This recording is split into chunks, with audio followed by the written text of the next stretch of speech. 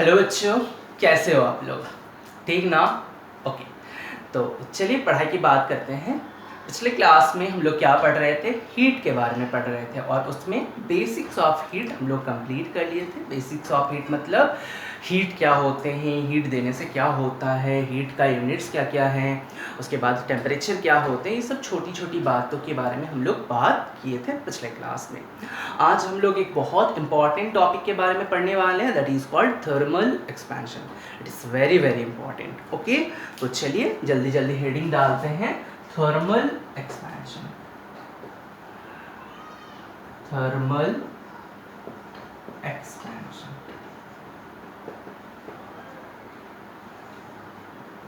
ठीक है ना बच्चों? थर्मल एक्सपेंशन, थर्मल एक्सपेंशन क्या होता है कि बेसिकली अगर तुम कोई भी सब्सटेंस को हीट करते हो, कोई भी सब्सटेंस को हीट करते हो तो वो एक्सपैंड कर जाता है, चाहे वो सॉलिड हो, चाहे वो लिक्विड हो, चाहे वो गैस हो, कोई भी हो, लेकिन वो एक्सपैंड कर जाता है। तो यहाँ पे हम लोग क्या लिख सकते हैं?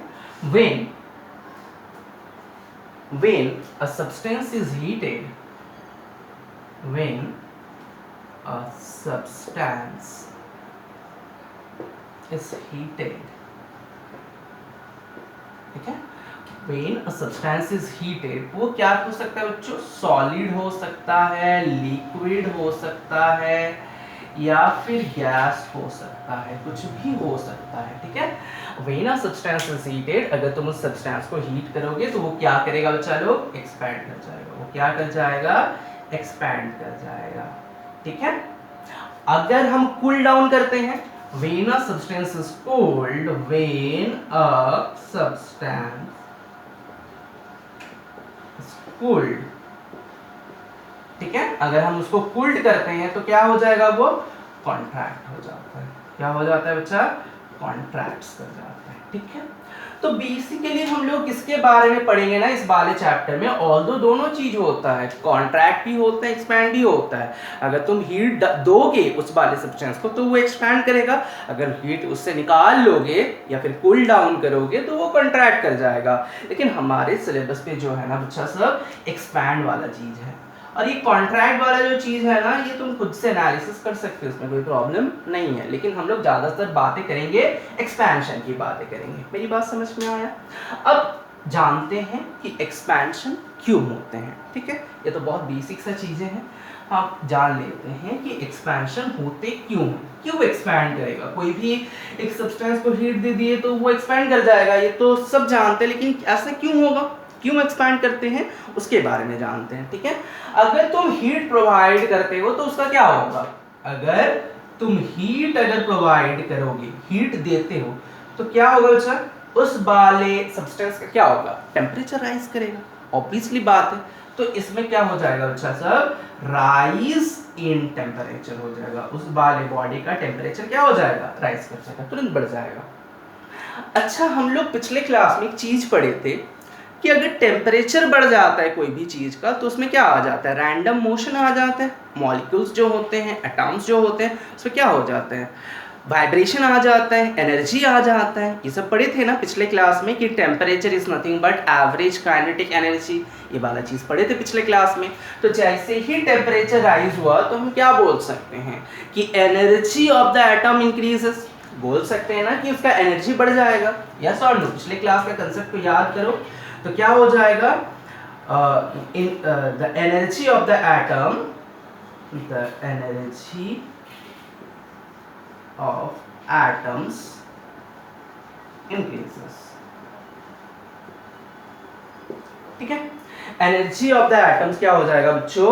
इंक्रीजेस। मतलब क्या हो जाएगा? अब वाइब्रेशन ज्यादा हो गया, मतलब वो दूर दूर भागेगा।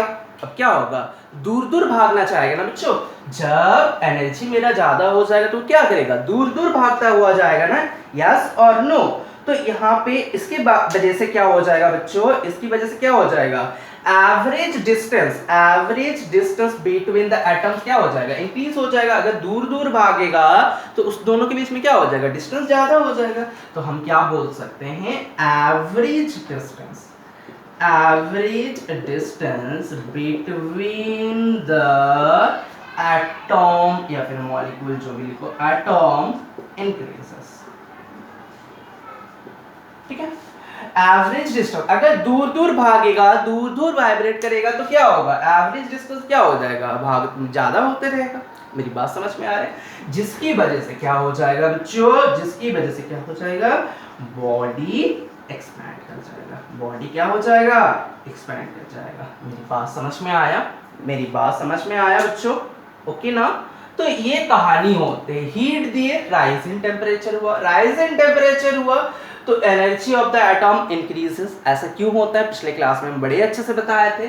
उसके बाद क्या होता है, अगर ये दूर दूर भागना चाहेगा तो average distance between the atoms क्या हो जाता है, इंक्रीज हो जाता है, जिसकी वजह से बॉडी क्या हो जाता है, एज अ होल एक्सपैंड कर जाता है, चाहे वो सॉलिड हो, चाहे वो लिक्विड हो, चाहे वो गैसेस हो। तो बात समझ में आया। अब बात क्या होती है बच्चों, अब बात क्या होती है, थोड़ा सा और देखते हैं इस वाले चीज को, मिटाओ इसको, हो गया, लिख लिया आपने। ये चेन रूल याद रखना तो बड़े आसानी से तुम समझ जाओगे। अब जैसे कंसेप्ट जो होते हैं बड़े होकर के पढ़ना कि कोई भी मैटर के अंदर, ठीक है, कोई भी सब्सटेंस के अंदर क्या होते हैं ना, जो हमारे एटॉम्स होते हैं, जो हमारे मॉलिक्यूल्स होते हैं, जो हमारे मॉलिक्यूल्स होते हैं, मान लो यहाँ पे एक मॉलिक्यूल है और यहाँ पे एक मॉलिक्यूल है, यहाँ पे एक मॉलिक्यूल है और यहाँ पे, ये मॉलिक्यूल्स जो होते हैं ना, इसके बीच में ना एक स्प्रिंग टाइप चीज होते हैं, ऐसा मानते हैं साइंटिस्ट, ऐसा मानते हैं कि ये दो मॉलिक्यूल्स के बीच में ना एक स्प्रिंग टाइप काइंड ऑफ चीज होता है, ठीक है, ये एज्यूम करते हैं वो लोग, ठीक है ना बच्चा, ये है एज्यूम कर लेते हैं, स्प्रिंग्स टाइप चीजें होती हैं, ठीक है। तो बात क्या होती है, जैसे ही तुमने इस वाले सब्सटेंस को हीट दिया, मान लो इसको तुम, एक बॉडी का हिस्सा है, यहाँ पे कितने मॉलिक्यूल्स हैं, 1 2 3 4 मॉलिक्यूल्स में, सैकड़ों मॉलिक्यूल्स होते, करोड़ों मॉलिक्यूल्स होते उसमें, ठीक है। तो इसमें क्या होगा ना, जैसे ही तुम हीट दिए, इसमें जैसे ही तुमने हीट दिया, टेम्परेचर राइज करेगा, वो टेबल देख लो, टेम्परेचर राइज करेगा तो वाइब्रेशन ज्यादा होगा, इसकी वजह से क्या होगा बच्चा, रैंडम मोशन होगा, तो रैंडम मोशन होगा तो ये क्या होगा, ये भागता हुआ जाएगा, ये किधर भी, मान लो इधर ही भागता हुआ जाएगा, इधर ही भागता हुआ जाएगा, ठीक है, इधर ही भागता हुआ जाएगा, ठीक है, बात समझ में आ रही है, इधर ही भागता हुआ जाएगा, ठीक है। तो जैसे ही भागेगा तो क्या होगा, ये धीरे धीरे धीरे धीरे धीरे धीरे क्या होगा, एक्सपैंड होते जाएगा, धीरे धीरे धीरे धीरे क्या होगा बच्चों, एक्सपैंड होता जाएगा। जैसे ही तुमने हीट दिया, देखो बात क्या हो रही है, हीट दिए, राइज इन टेम्परेचर हुआ, राइज इन टेम्परेचर हुआ ना बच्चों, राइज इन टेम्परेचर हुआ, जैसे ही टेम्परेचर राइज हुआ एनर्जी बढ़ा, जैसे ही एनर्जी बढ़ा सेपरेशन बढ़ा,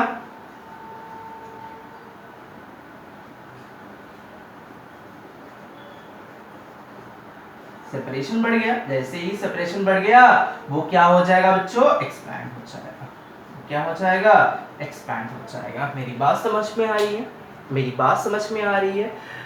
तो ये होती है कहानी, ठीक है।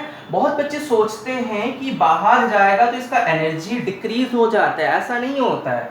मिनिमम एनर्जी जो होते हैं ना इसी पोजीशन पे होता है। मान लो एक स्प्रिंग है, स्प्रिंग, ठीक है, एक स्प्रिंग है, एक स्प्रिंग है, ऐसा रेस्ट पोजीशन पे था। अगर तुम इसको खींचोगे तो इसका क्या होगा, इसके अंदर पोटेंशियल एनर्जी बढ़ते हुए जा रहा है ना। अगर तुम इसको इलोंगेट करने की कोशिश करोगे तो इसका पोटेंशियल एनर्जी क्या होगा, बढ़ते हुए जाएगा। तो जैसे ही तुम इसको हीट करोगे तो ये बाहर आएगा तो इसकी एनर्जी बेसिकली क्या हो रहा है, बढ़ते हुए जा रहा है। जैसे ही तुम इसको कंप्रेस करोगे तब भी तुम्हारा एनर्जी, पोटेंशियल एनर्जी क्या होगा, बढ़ते हुए जाएगा। तुम चाहे इसको इलोंगेट करो चाहे इसको कंप्रेस करो, दोनों ही केस में क्या होगा ना, एनर्जी बढ़ेगा। मिनिमम एनर्जी कहाँ पे होता है, इसी वाले पोजीशन पे होता है। गलतफहमी में ये मत लिख देना कि जब ये इधर जाएगा मतलब इधर इलोंगेट कर रहा है, काइंड ऑफ इधर इलोंगेट कर रहा है, तब उसका एनर्जी कम होते जा रहा है। नहीं, उसका एनर्जी बढ़ते हुए जा रहा है। रीजन, अगर स्प्रिंग को तुम देखोगे इलोंगेट करोगे तो उसका पोटेंशियल एनर्जी क्या है, बढ़ते हुए जाएगा ना, बढ़ते हुए जाएगा ना। जैसे स्प्रिंग को खींचे तुम, छोड़ दिए तो हाथ में लगेगा ना, तुम जितना दूर जाकर के खींचोगे हाथ में उतना जोर लगेगा, तो एनर्जी उसमें कन्वर्ट हो रहा है। मेरी बात समझ में आ रही है। तो जैसे ही स्प्रिंग को तुम खींचे एनर्जी बढ़ा, कंप्रेस भी किए एनर्जी बढ़ा, तो मिनिमम एनर्जी कहाँ पे होगा, उसके रेस्ट लाइन पे। ठीक है, मेरी बात समझ में आया, क्लियर है ना। चलो ठीक, ये लिख लो, समझ में आ गया ना बच्चा सब। चलो ओके, मिटाओ इसको, हो गया। हो गया बच्चों। अगर तुमको ये कंसेप्ट समझ में आता है और तुम लोग मैटर ठीक से पढ़े हो तो मुझे एक चीज बताओगे कि थर्मल एक्सपेंशन जो होगा वो मैक्सिमम किसमें होता है? Maximum thermal expansion, maximum thermal expansion, maximum thermal expansion ये कहाँ पे होता है? Option A solid, option B liquid, option C gas, option D same in all above, same in all above, सब में सेम होता है। क्या तुम बता सकते हो इसमें से कौन सा ऑप्शन करेक्ट है? हाँ बच्चों, क्या तुम बता सकते हो इसमें से कौन सा ऑप्शन करेक्ट है? किसमें मैक्सिमम थर्मल एक्सपेंशन पॉसिबल है? ऑब्वियसली बात है किसमें होगा बच्चा सर? गैस में होगा। क्यों? क्यों गैस में होगा? अच्छा, इंटरमॉलिक्यूलर फोर्स ऑफ अट्रैक्शन कहाँ ज्यादा होते हैं? सॉलिड्स पे। और सबसे कम किसमें होते हैं? गैसेस में होते हैं ना बच्चों। इंटरमॉलिक्यूलर फोर्स ऑफ अट्रैक्शन की अगर बात करें तो मैक्सिमम कहाँ पे होता है? Intermolecular force of attraction, intermolecular force of attraction ये मैक्सिमम कहाँ पे होता है? मैक्सिमम होता है सॉलिड पे। और मिनिमम कहाँ पे होता है?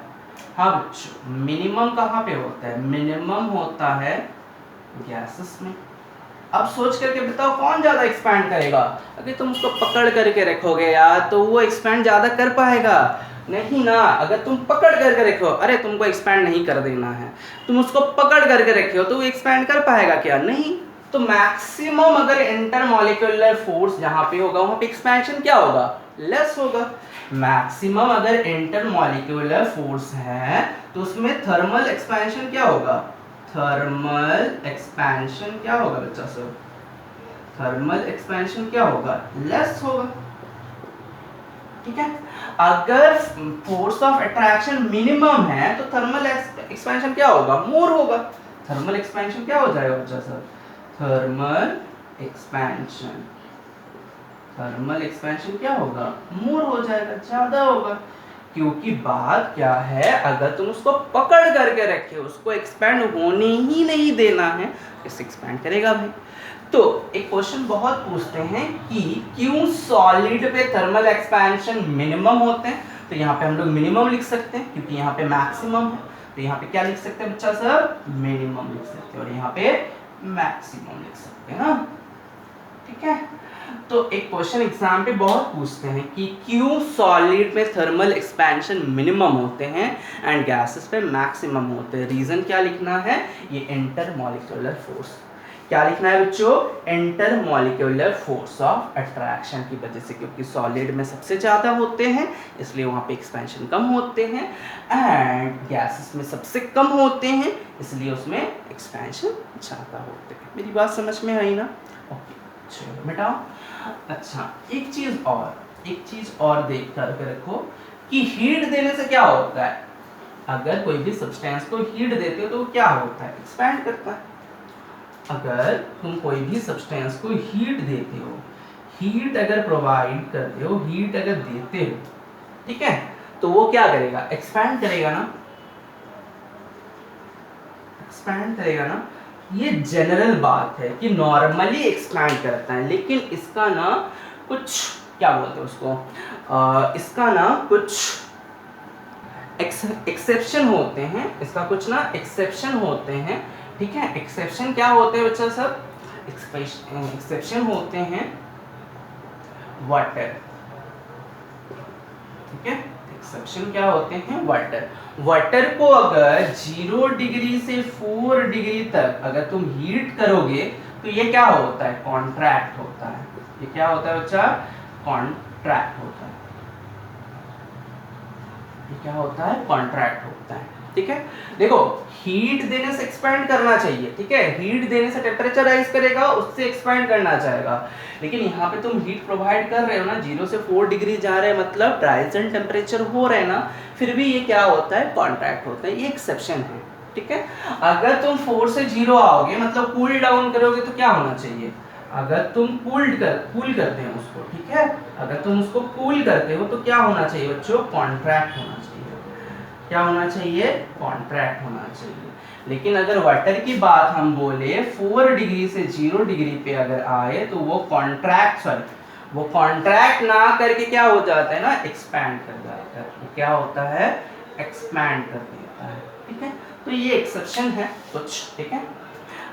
और एक होता है एक्सेप्शन की अगर बात करो तो सिल्वर आयोडाइड होते हैं। क्या होते हैं बच्चों, सिल्वर आयोडाइड,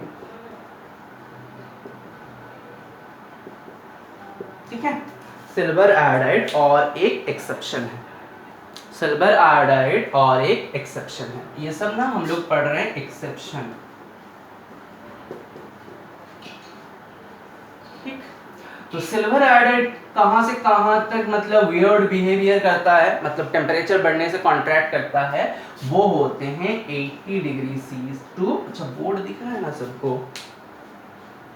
हाँ, 80 degree C to 141 degree C, ठीक है। इसमें क्या होता है, ये 80 से 141 जाओगे तो एक्सपैंड करने की बजाय कॉन्ट्रैक्ट कर जाएगा। अगर 141 से तुम 80 पे आओगे तो उसको एक्चुअली कॉन्ट्रैक्ट करना था, लेकिन वो क्या कर जाएगा, एक्सपैंड कर जाएगा। मेरी बात समझ में आया। और एक चीज होता है, और एक एग्जाम्पल होता है जिसको बोलते हैं सिलिका। केमिस्ट्री में तुम लोग पढ़े होंगे सिलिका, इसका भी कुछ होता है, कितना होता है, अच्छा बिलो -80 डिग्री सेंटीग्रेड, इसमें वो वियर्ड बिहेव करने लगते हैं, मतलब टेम्परेचर राइज होने पे वो क्या होगा, एक्सपैंड ना करके कॉन्ट्रैक्ट हो जाता है, एंड टेम्परेचर घटाने से, कूल डाउन करने से उसका टेम्परेचर मतलब उसको कॉन्ट्रैक्ट ना करके वो क्या कर जाएगा, एक्सपैंड कर जाएगा। मेरी बात समझ में आ रही है, चलो ओके। मिटाओ में सारी चीजों को, समझ में आ गया कि थर्मल एक्सपेंशन में क्या होते नहीं होते, ठीक है। चलो हेडिंग डालो इसके बाद, thermal expansion in solid, thermal expansion in solid. Book के काफी एग्जाम मतलब एक्सपेरिमेंट्स दिए हैं, तो एक्सपेरिमेंट वाला चीज में हम नहीं जा रहे हैं, हम लोग थ्योरी बेस जा रहे हैं और चीजों को समझते हुए जा रहे हैं, ठीक है। वो एक्सपेरिमेंट वाला चीजें पढ़ाने का कोई मतलब नहीं है। करेगा क्या, एक बॉल लेता है, देखो जैसे कर बता ही देते हैं, चलो thermal expansion in solid, solid में थर्मल एक्सपेंशन कैसे होता है। जैसे बुक में काफी सारे एग्जांपल्स लिए होंगे, एक स्टैंड लिए हैं, एक स्टैंड टाइप ऑफ लिए हैं, यहाँ पे एक पेंडुलम टाइप ऑफ चीज रखे हैं, एक रिंग लिए हैं। तो देखना पहली बात देख रहा है कि ठीक है वो रिंग से ना वो बॉल चल जा रहा है, पास हो जा रहा है। अब क्या करेगा, इस वाले पेंडुलम को हीट करेगा, वो बड़ा हो जाएगा, क्योंकि क्या होगा, थर्मल एक्सपेंशन होगा, फिर रिंग से पास नहीं करेगा। ये सब बच्चों वाला चीज़ हम नहीं पढ़ा रहे हैं, लोग देखना थोड़ा सा एक्सपेरिमेंट वाला, ठीक है। जहाँ कहीं मुझे लगेगा कि इम्पोर्टेंट है तो हम बता देंगे, उसमें पढ़ाने लायक कुछ नहीं है, ठीक है। जो चीज़ें हैं उसको सीखते हैं, ठीक है। Thermal expansion of solid, heading डाल दो, thermal expansion of solid, okay, thermal expansion of solid, heading डालो, ठीक है बच्चों। तो यहाँ पे एक पॉइंट हम लिख रहे हैं, when a solid, when a solid is heated, it will expand, it will expand in all the direction, हर एक डायरेक्शन पे ये क्या करता है ना बच्चा साहब, एक्सपैंड करता है, ठीक है। हर डायमेंशन, मतलब सॉलिड के पास कितने डायमेंशन होते हैं, हो सकता है सिर्फ 1 डायमेंशन हो सकता है 2 डायमेंशन हो सकता है 3 डायमेंशन हो, ठीक है। तो अगर ये सिर्फ एक ही डायमेंशन पे एक्सपैंड करेगा, अगर ये सिर्फ एक ही डायमेंशन पे एक्सपैंड करेगा, ठीक है, वन डायमेंशन पे अगर एक्सपैंड करते हैं, वन डायमेंशन पे अगर वो एक्सपैंड करता है, मतलब क्या बोल सकते हैं, expand in length, increasing in length बोल सकते हो, ठीक है, ऐसा लिखो, increasing in length, increasing in length. अगर इसकी बात करें, इंक्रीजिंग इन लेंथ, अगर इसकी बात करें तो इसको एक स्पेशल नाम दे दिया गया है, उसको बोलते हैं लीनियर एक्सपेंशन। इसको क्या बोलते हैं, लीनियर एक्सपेंशन। तो क्या बोलते हैं बच्चों, लीनियर एक्सपेंशन, ठीक है। अगर ये टू डायमेंशन, अच्छा ठीक है, इसमें बहुत बच्चे कंफ्यूज होंगे कि सर वन डायमेंशन मतलब क्या। एक पतला सा थीन सा वायर ले लिया तुमने, एक पतला जिसका डायमीटर बहुत छोटा हो, जिसका डायमीटर बहुत छोटा हो, लाइक दिस, बहुत छोटे डायमीटर का आपने एक थिन वायर ले लिए या फिर रॉड ले लिए, छोटा सा बहुत पतला सा एक रॉड ले लिए, तो इसको क्या बोलेंगे हम लोग, वन डायमेंशन। या फिर इसमें क्या होगा ना, अगर तुम इसको हीट करोगे तो ये एक्सपैंड करेगा लेकिन लेंथ बराबर एक्सपैंड करेगा। हाँ, बहुत बच्चे सोच सकते हो कि सर इस साइड एक्सपैंड नहीं करेगा, इस साइड भी एक्सपैंड करेगा, लेकिन वो इसके कंपैरिजन पे नेग्लिजिबल होगा। मतलब लेंथ वाइज जो इंक्रीज करेगा इसका, मतलब आगे जाकर के देखेंगे, लेंथ वाइज जो इंक्रीज करेगा इधर अगर होगा तो बहुत छोटा होगा, जिसको नेग्लिजिबल माना जा सकता है। मेरी बात समझ में आ रहा है। इसलिए हम लोग कहते हैं ना, जब तुम रॉड ले रहे हो वन डायमेंशन पे एंड तुम लीनियर एक्सपेंशन की बात कर रहे हो तो उसका डायमीटर बहुत छोटा होना चाहिए। अगर डायमीटर छोटा नहीं होगा, अगर ये बड़ा हो जाएगा ना, तब वो कुछ और एक्सपेंशन कहलाया जाएगा। मतलब इधर भी तब एक्सपेंशन होना स्टार्ट करेगा और वो नेग्लिजिबल नहीं होगा, फिर उसको हम नहीं बोल सकते हैं लीनियर एक्सपेंशन। मेरी बात समझ में आ रही है, ठीक है ना बच्चा सब? ओके, चलो ठीक। दूसरा, अगर दो डायमेंशन पे वो एक्सपैंड करता है, अगर टू डायमेंशनल एक्सपैंड हो जाता है, ठीक है, अगर टू डायमेंशनल एक्सपैंड हो जाता है, increasing in area, increasing in area की अगर बात किया जाए, एरिया की अगर बात किया जाए, तब उसको बोलते हैं सुपरफिशियल एक्सपेंशन। क्या बोलते हैं? Superficial expansion. सुपर, अच्छा बोर्ड दिख रहा है ना पूरा, हाँ, उसको क्या बोलते हैं बच्चा सब? सुपरफिशियल एक्सपेंशन, ठीक है। अगर एरिया इंक्रीज किया, ठीक है। अब देखो बात क्या है, तुमको एरिया लेना है ना, तुमको वॉल्यूम नहीं लेना है, तुमको एरिया लेना है। तुम अगर पतला सा एक शीट लोगे, तुम अगर पतला सा कोई भी एक शीट लेते हो तो उसको क्या बोलते हैं? मेरे पास है क्या कुछ? नहीं, अभी के लिए तो है नहीं, ठीक है। अगर तुम पतला सा कोई भी एक शीट लेते हो जिसका थिकनेस बहुत कम है, नेग्लिजिबल थिकनेस है, तब जा करके उसमें क्या होगा? Areal expansion. जैसे मान लो एक थिन शीट ले लिया तुमने, मेटालिक शीट लिए हैं थिन वाला, ठीक है। अब ये क्या करेगा? इधर भी एक्सपेंड करेगा, ठीक है, लेंथ बराबर भी एक्सपेंड करेगा और इधर भी एक्सपेंड कर जाएगा, इधर भी एक्सपेंड कर जाएगा, दोनों तरफ एक्सपेंड करेगा। तो दोनों तरफ ही एक्चुअली करते हैं, लेकिन अगर तुम इसका डायमीटर, वहां पे क्या बोल रहे थे, इसका डायमीटर अगर बहुत छोटा कर दोगे तो वो नेग्लिजिबल होगा ना, इधर वाला जो एक्सपेंशन होगा वो क्या हो जाएगा? नेग्लिजिबल हो जाएगा। तब जा करके हम उसको क्या बोल सकते हैं? Only and only linear expansion. मेरी बात समझ में आया? लेकिन अगर वो नेग्लिजिबल नहीं होता है, वो कुछ वैल्यू देता है जो कि सिग्निफिकेंट है, तब जाकर के वो लीनियर एक्सपेंशन नहीं कहलाएगा, तब जाकर के वो क्या कहलाएगा? Superficial expansion. मेरी बात समझ में आया ना? ओके। थर्ड, अगर वो तीनों डायमेंशन मतलब एक क्यूबॉइड है तुम्हारे पास, सॉलिड का एक क्यूबॉइड है, तो वो लेंथ बराबर भी इंक्रीज करेगा, ब्रेथ बराबर भी इंक्रीज करेगा एंड हाइट बराबर भी तो इंक्रीज करेगा ना। यहाँ पे हम लोग एरिया पे क्या ले रहे थे? थिकनेस बहुत कम ले रहे थे। अगर थिकनेस सिग्निफिकेंट हो जाएगा तो वो फिर एरिया सुपरफिशियल एक्सपेंशन नहीं कहलाएगा, वो क्या कहलाएगा? Volume expansion. इसलिए थिकनेस जो है बहुत छोटा लेना है in case of superficial expansion. इसलिए बोलते हैं thin metallic plate, thin sheet, ये सब बोलते हैं। थिन क्यों बोलते हैं? पतला सा, मतलब थिकनेस लगभग जीरो, मतलब थिकनेस बराबर जो मेरा एक्सपेंशन होगा वो नेग्लिजिबल हो जाएगा बाकी के कंपैरिजन पे, तो हम बोल सकते हैं उसमें सुपरफिशियल एक्सपेंशन हो रहा है। लेकिन अगर वो सिग्निफिकेंट हुआ, थिकनेस या फिर हाइट जो भी बोलो, अगर वो सिग्निफिकेंट हुआ तो उसको हम फर्दर सुपरफिशियल एक्सपेंशन नहीं कहला सकते, उसको हम क्या बोलेंगे? वॉल्यूम एक्सपेंशन या फिर क्यूबिकल एक्सपेंशन। दोनों ही वर्ड याद रखना, वॉल्यूम एक्सपेंशन या फिर क्यूबिकल एक्सपेंशन। अगर 3 डायमेंशनल पे ये ना एक्सपैंड करता है, 3 डायमेंशन पे ये एक्सपैंड करता है, मतलब क्या बोल सकते हैं? इंक्रीजिंग इन वॉल्यूम, उसको हम बोलेंगे वॉल्यूम एक्सपेंशन।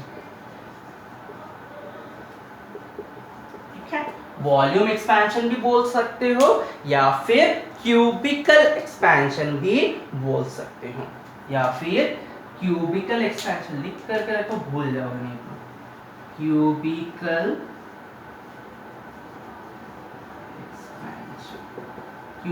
एक्सपेंशन भी बोल सकते हो। मेरी बात समझ में आई ना?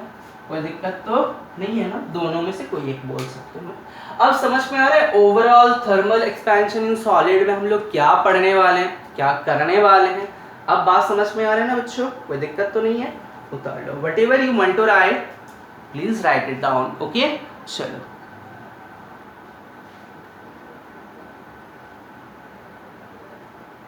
हो गया बच्चा? चलो मिटाओ इसको। ओके, अब हेडिंग डालते हैं लीनियर एक्सपेंशन। पहला जो हम लोग एक्सपेंशन पढ़ने वाले हैं वो लीनियर एक्सपेंशन पढ़ने वाले हैं। ठीक है, बातों को समझना कि क्या लीनियर एक्सपेंशन है, कौन एरिया एक्सपेंशन है या फिर सुपरफिशियल एक्सपेंशन है, कौन वॉल्यूम एक्सपेंशन है, इस बात को समझने की ज़रूरत है। अगर समझ गए तो चीज़ें बहुत आसान हो जाते हैं हमारे लिए। ठीक है, तो पहला पॉइंट जो तुम्हारे लिए है वो क्या है? वो क्या है बच्चों? Linear expansion. लीनियर एक्सपेंशन, ठीक है। किसको बोलेंगे लीनियर एक्सपेंशन? डेफिनेशन क्या होगा? सॉलिड में ही होता है ना, तो क्या लिखेंगे? When a solid is heated, definition अपने आप लिख सकते हो, when a solid is heated, when a solid is heated and its length increases,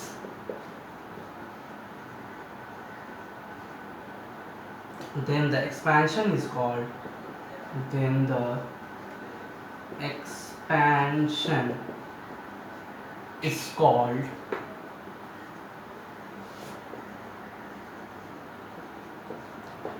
linear expansion.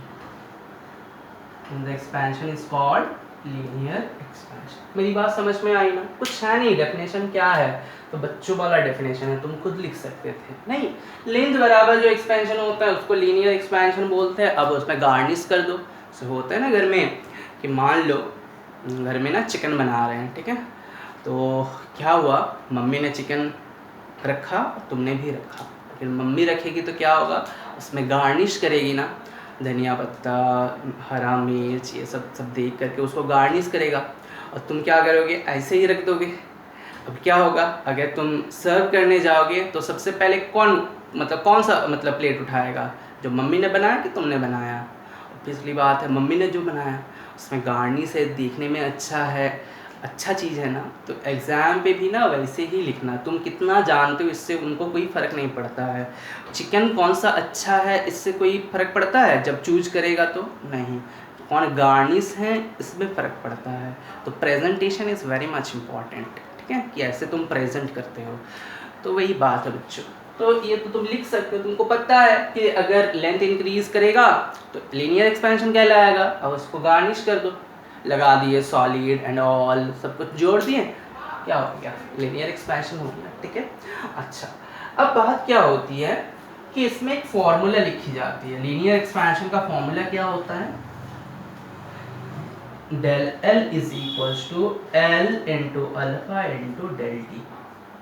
अब बोलो सर ये आपने क्या लिख दिया, बताते हैं। डेल एल मतलब ये फॉर्मूला कहाँ से आया, कैसे आया, ठीक है दिखाते हैं। ठीक है ये एक फॉर्मूला आता है, ठीक है एक काम करो, वेट तुम मुझे एक अच्छा चीज बताओ, ठीक है तुम एक चीज बताओ कि जो एक्सपेंशन होगा नॉर्मल कंडीशन, अगर एक्सपेंशन होता है तो छोटे का एक्सपेंशन ज़्यादा होगा कि बड़े वाले का एक्सपेंशन ज़्यादा होगा।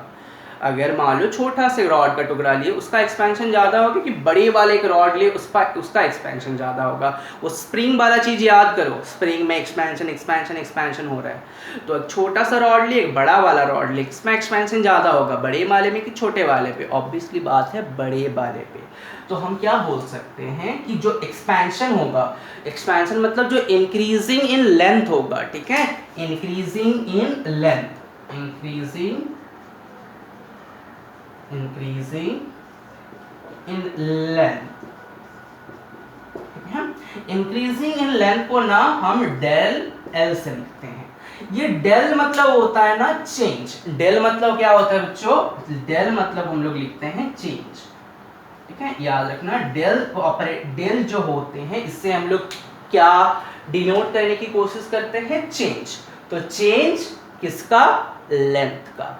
अगर हम डेल टी लिख दे तो, अगर हम कहीं पे डेल टी लिख दे तो टी मतलब मान लो टेम्परेचर, तो इस डेल टी मतलब चेंज इन टेम्परेचर, कितना चेंज हुआ है, एक्चुअल कितना था और अभी कितना था, अब उस दोनों में क्या डिफरेंस है, that is nothing but change. तो चेंज कितना हुआ है उसको रिप्रेजेंट करने के लिए हम लोग डेल यूज करते हैं। मेरी बात समझ में आया।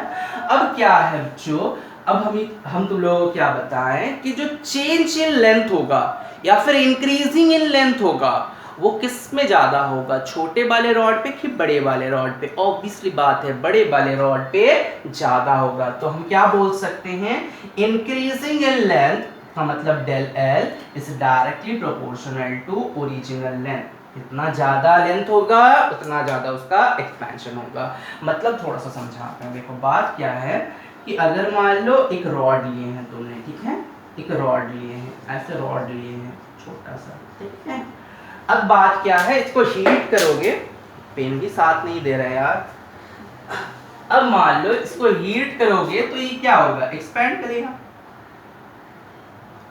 तो इंक्रीजिंग इन लेंथ यहां तक था पहले, ठीक है यहां तक पहले था, कहां से कहां था बच्चों, यहां से यहां तक था, that is nothing but your L. यहां पे जो एल लिखी जा रही है ना दैट इज एल, ठीक है। अब क्या हुआ, कितना इंक्रीज कर गया, इसको बोलते हैं डेल एल। इसको क्या बोलेंगे बच्चों, डेल एल। तो ये जितना इंक्रीज किया ना इसको बोलते हैं डेल एल, जितना इंक्रीज किया। मेरी बात समझ में आ रही है। अच्छा पहले इस वाले कंसेप्ट को और अच्छे से दिखा देते, देखो इसको ना थोड़ा सा और समझा देते इसे, ठीक है। ये तुम्हारा ओरिजिनल लेंथ था, ठीक है। अब तुमको इसको हीट दिया तो ये क्या होगा, एक्सपैंड करेगा, कुछ बढ़ेगा। तो ये जितना बढ़ रहा है ना that is your del L, मतलब चेंज इन लेंथ। तो पहले मान लो एल था, अभी का लेंथ कितना हो जाएगा, यहां से यहां तक ना। पहले मान लो इतना था, अभी कितना हो जाएगा, इतना हो जाएगा। मेरी बात समझ में आ रही है, क्लियर है बच्चों, ओके ना, ओके ना, मेरी बात समझ में आया। तो ये बेसिकली डेल एल मतलब क्या बोल सकते हैं हम लोग, डेल एल मतलब क्या बोल सकते हैं, इंक्रीजिंग इन लेंथ बोल सकते हैं, चेंज इन लेंथ बोल सकते हैं, या फिर ये भी तो बोल सकते हैं final length minus initial length, ये भी बोल सकते हैं। क्या क्या बोल सकते हैं, L final minus L initial बोल सकते हैं। फाइनल मतलब इतना, इनिशियल मतलब इतना, ठीक है। फाइनल मतलब इतना, इनिशियल मतलब इतना, that is nothing but your del L ना। अगर फाइनल से तुम इनिशियल को सब्ट्रैक्ट कर दोगे तो भी डेल एल आ जाएगा। मेरी बात समझ में आ रहे हैं। या फिर क्या बोल सकते हैं, इंक्रीजिंग इन लेंथ बोल सकते हैं, या फिर क्या बोल सकते हैं, चेंज इन लेंथ बोल सकते हैं। मेरी बात समझ में आया। और कैपिटल एल अगर हम लिखते हैं उसको बोलते हैं ओरिजिनल लेंथ, ठीक है, या फिर एक्चुअल लेंथ, ओके चल ठीक है। तो हम लोग क्या बोल रहे थे कि अगर छोटे से लेंथ, एक्चुअल लेंथ अगर इतना छोटा है और एक्चुअल लेंथ अगर इतना बड़ा है, किसमें एक्सपेंशन ज़्यादा होगा, बड़े वाले पे ज़्यादा होगा, क्योंकि उसमें सेपरेशन डिस्टेंस बहुत होते होते होते होते अल्टीमेटली जो एक्सपेंशन होगा वो ज़्यादा हो जाएगा। मेरी बात समझ में आ रही है? तो यहाँ पे हम लोग क्या बोल सकते हैं, चेंज इन लेंथ जो है, इंक्रीजिंग इन लेंथ लिखते हैं, अच्छा बात है, increasing in length, increasing in length जो है, दैट मीन्स कौन, del L, it is directly proportional to the original length ना, it is directly proportional to the original length ना बच्चों। अच्छा ज्यादा टेम्परेचर दोगे, सॉरी अगर मान लो उसका temperature change in temperature del T बोल रहे हैं, अगर वो ज़्यादा होगा तो एक्सपेंशन ज़्यादा होगा ना, टेम्परेचर जितना बढ़ेगा एक्सपेंशन उतना बढ़ता जाएगा, ठीक है। तुम अगर बोलो, मुझे एक चीज़ बोलो, अगर किसी का टेम्परेचर 15 डिग्री था, उससे तुम उसको क्या कर दिए, 20 डिग्री कर दिए, इतना ही टेम्परेचर बढ़ा। और एक में क्या किए, 15 डिग्री था, उससे तुम क्या कर दिए, उसको 50 डिग्री सेल्सियस कर दिए। बोलो किसमें टेम्परेचर राइज ज्यादा होगा? अच्छा ऑप्शन दे देते हैं, ऑप्शन ए, ऑप्शन बी। किसमें इंक्रीज इन लेंथ ज्यादा होगा, बी वाले कंडीशन पे कि ए वाले कंडीशन पे, बी वाले कंडीशन पे कि ए वाले कंडीशन पे? बच्चों बोलो, बी वाले कंडीशन पे कि ए वाले कंडीशन पे? ऑब्वियसली बात है बी वाले कंडीशन पे। तो बेसिकली बोलना क्या चाहते हैं, किसका टेम्परेचर राइज ज्यादा है, इसका कि इसका, ऊपर वाले का कि नीचे वाले का? ऑब्वियसली बात है चेंज इन टेम्परेचर इसमें ज्यादा है। तो बात क्या है बच्चों कि ये जो डेल एल है, it is directly proportional to change in temperature. Temperature तुम कितना चेंज कर रहे हो उसका, उसके ऊपर डिपेंड करता है। बस यही दो फैक्टर के ऊपर ये डिपेंड करता है। तो तुम लोग को पता होगा कि अगर हम इसको एक साथ मिला करके लिखे तो हम क्या लिख सकते हैं, del L is proportional to L into delta T लिख सकते हैं, यस और no? del L is proportional to L into delta T लिख सकते हैं, that is equals to del L is equals to क्या लिखेंगे? अच्छा equals to होता है, अगर proportion से equal to पे चलते हैं तो क्या आता है, एक proportionality constant आता है ना, एक proportionality constant आता है। तो linear expansion पे जो proportionality constant आता है that is अल्फा, क्या बोलते हैं बच्चों, अल्फा। तो यहाँ पे क्या हो जाता है, L अल्फा del T। यहाँ पे अल्फा क्या है, हर एक चीज को लिखना है। इसमें अल्फा क्या है बच्चों, अल्फा क्या है, प्रोपोर्शनल कांस्टेंट। क्या होता है अल्फा, अभी अभी देखे हो, अल्फा क्या है, proportional constant, it is a constant. लेकिन ये जो अल्फा है ना, इसका एक स्पेशल नाम है, इसको बोलते हैं कोएफिशिएंट ऑफ लीनियर एक्सपेंशन। क्या बोलते हैं बच्चों लोग, coefficient of linear expansion, coefficient of linear expansion, ठीक है, कोएफिशिएंट ऑफ लीनियर एक्सपेंशन बोलते हैं अल्फा को, ठीक है। तुम लोगों को पता है डेल एल मतलब अभी अभी बताएं क्या, डेल एल मतलब इंक्रीजिंग इन लेंथ।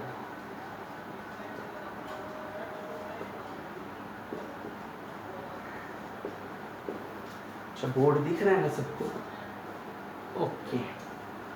अच्छा डेल टी मतलब क्या है बच्चों, डेल टी मतलब क्या है, चेंज इन टेम्परेचर, टेम्परेचर नहीं, चेंज इन टेम्परेचर, ओके। अच्छा यहाँ पे और कोई बचा हुआ रहा, एल बचा हुआ रहा, एल मतलब एक्चुअल लेंथ, ठीक है, एक्चुअल लेंथ। तो ये वाला फॉर्मूला जो है हमने सबसे पहले लिखा था, del L is equals to L alpha del T. मेरी बात समझ में आया? यहाँ पे गलती मत करना, यहाँ पे डेल टी मतलब टेम्परेचर नहीं, चेंज इन टेम्परेचर, उसका टेम्परेचर कहाँ से कहाँ पहुंचा। मेरी बात समझ में आ रही है? जैसे अगर तुमको हम बता दें, जैसे तुमको अगर हम बता दें, क्या बताएं, किसी का टेम्परेचर जो है, किसी का टेम्परेचर, एक ही बॉडी है, सेम बॉडी, ठीक है, सेम बॉडी, ठीक है, एक बॉडी है, इसका टेम्परेचर ना हम 80 से 90 डिग्री कर दिए, और सेम बॉडी इसका टेम्परेचर हम कर रहे हैं 50 से लेकर के 70 डिग्री। बोलो तो किसमें इंक्रीजिंग इन लेंथ ज्यादा होगा? इसको मान लो A, इसको मान लो B। किसमें इंक्रीजिंग इन लेंथ जो इंक्रीज होगा किसमें ज्यादा होगा? B पे कि A पे? B पे कि A पे? बोलो B पे होगा कि A पे होगा? ऑब्वियसली बात है B पे होगा ना बच्चों। रीजन यही तुमको हम समझाना चाहते थे कि टेम्परेचर तो इसका ज्यादा है, टेम्परेचर से कोई लेना देना नहीं है। Change in temperature is the main thing. तो इसमें चेंज इन टेम्परेचर कितना? 10 डिग्री सी। इसमें टेम्परेचर चेंज कितना बच्चों? इसमें टेम्परेचर कितना होगा? 20 डिग्री से। तो किसमें एक्सपेंशन ज्यादा होगा? बी पे। ए पे क्या होगा? कम होगा। मेरी बात समझ में आई ना? कोई दिक्कत तो नहीं है ना? ठीक है, अभी के लिए ना हम इतना तक रखते हैं आज के लिए। अभी लीनियर एक्सपेंशन खत्म नहीं हुआ है। अल्फा के बारे में काफ़ी कुछ जानना अभी बाकी है, जो कि हम लोग अगले क्लास में पढ़ेंगे। उसके बाद superficial and volume expansion, cubical expansion, उसके बाद लिक्विड का एक्सपेंशन पढ़ना है, गैस का एक्सपेंशन पढ़ना है। तो काफ़ी लंबा टॉपिक है हम लोगों का। हम लोग आराम से ख़त्म करेंगे इसको। ठीक है, तब तक के लिए अच्छे से रहिए, बहुत खुश रहिए। चलिए टाटा।